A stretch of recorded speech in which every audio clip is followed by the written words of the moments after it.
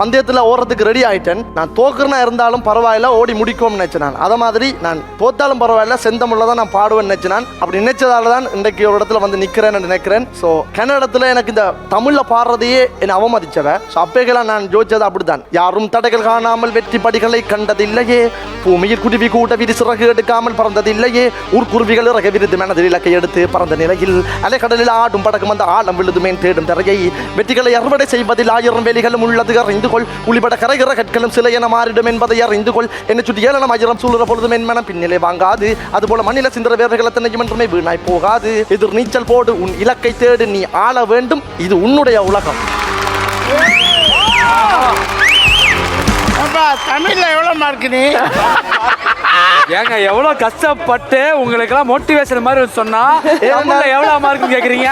நம்மளும் தமிழ் தான் படிச்சோம், ஆனா இப்படி பேசுறது இல்லையே.